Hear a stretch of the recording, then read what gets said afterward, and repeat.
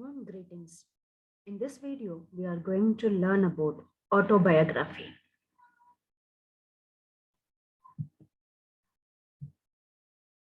An autobiography is a kind of biography in which the author tells the story of his or her own life. The term is believed to have been first used in its present sense by Robert Southey in 1809. According to the American poet W.H. Longfellow, autobiography is a product of first-hand experience and biography of second-hand knowledge.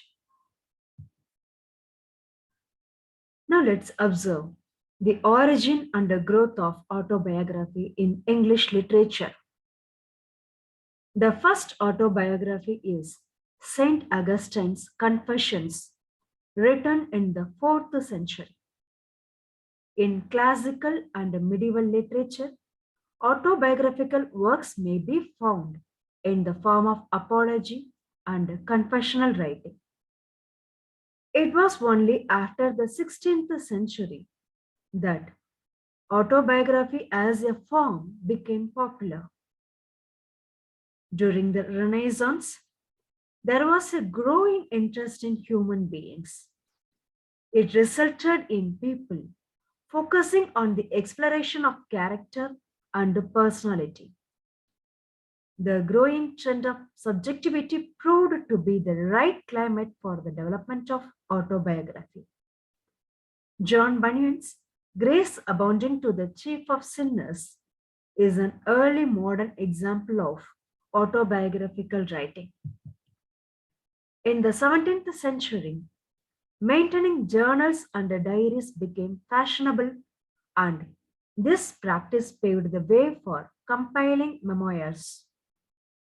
Memoirs is an account of the author's personal experiences, memories, and feelings. The French philosopher Jean-Jacques Rousseau's Confession was an influential model for others attempting to write their own biographies. The 18th century witnessed the rise of the novel.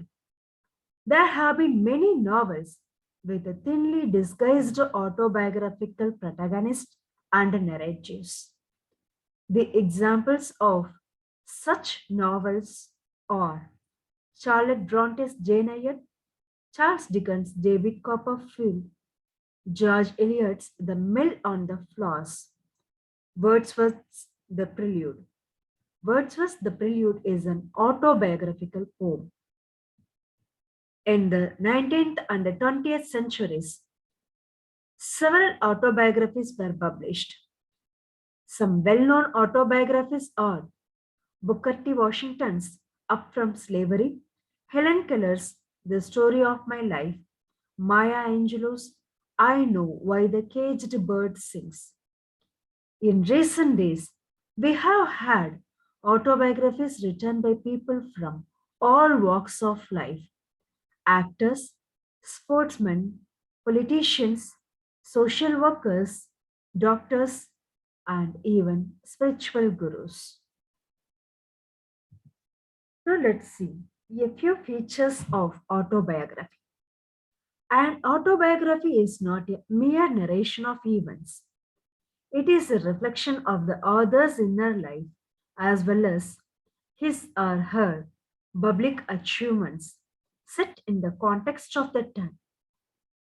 An autobiography is made interesting to read by presenting details in an artistic and engaging manner while remaining truthful.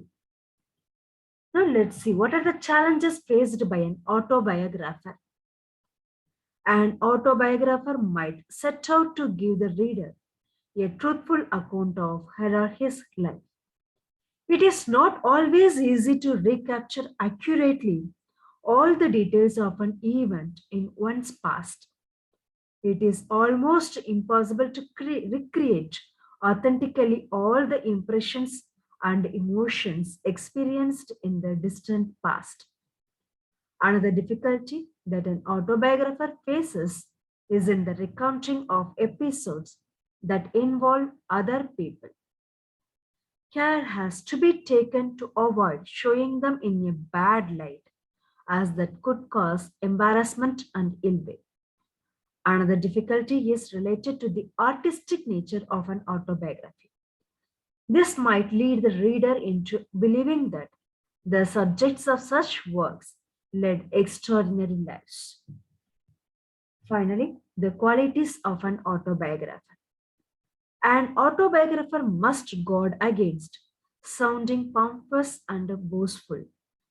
An autobiographer should be cautious of not using exaggeration and embellishment when writing about one's achievements. She or he should give due credit to those who played important roles in her or his life. Thank you.